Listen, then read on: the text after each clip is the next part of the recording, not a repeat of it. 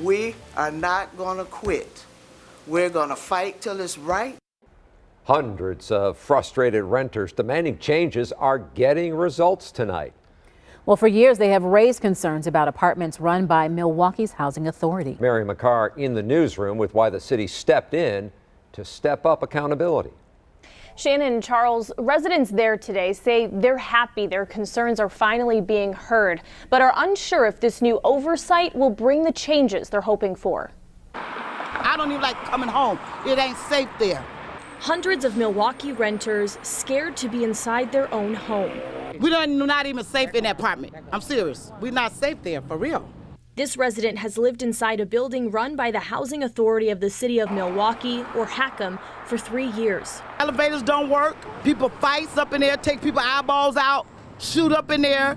People sleep in the lobby, on the stairway, everywhere. Felicia Schultz has lived in the same building for a year. Terrible. It's just terrible. Bed bugs, and they have no control over the tenants. It's like a war zone. Both tenants say their calls to HACM for help have fallen on deaf ears. Because they're not accountable to anybody. Anytime you make a complaint to HACM, it goes back to HACM, and they just sweep it under the rug. Monday afternoon, the city's Steering and Rules Committee got an earful from fed-up residents. To create some accountability, council members voted to allow the Department of Neighborhood Services to oversee the Housing Authority. Shame on us for allowing it to get this long.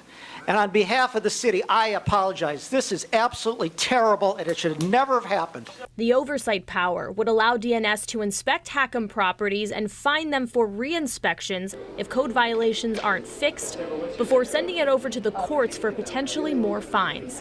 TMJ4 asked the executive director of HACM his thoughts on the conditions of residents' homes in HACM buildings. I believe that if those matters are brought to my staff's attention, we will address them, and that's what we will do. And that's what we've done in times past, and we'll continue to do that. The full Common Council now needs to vote on the measure before sending it to the mayor to sign.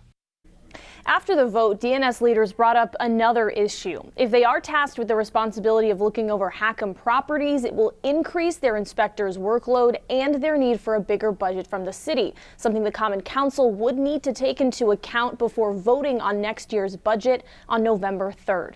In the newsroom, Miriam McCarr, TMJ4 News. Miriam, thank you for that latest update.